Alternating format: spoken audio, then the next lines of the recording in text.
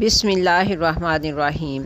आज मैं आपके साथ एक नुस्खा शेयर करने वाली हूँ जो कि खुश्क और जान ना छोड़ने वाली ज़िद्दी खांसी के लिए बहुत ही मुफीद है और बहुत ही आसान भी है। इससे पहले कि मैं नुस्खा शेयर करूँ, मेरे चैनल लेट्स डू नेचर को सब्सक्राइब कीजिए और वीडियो को लाइक और शेयर भी कर दीजिएगा।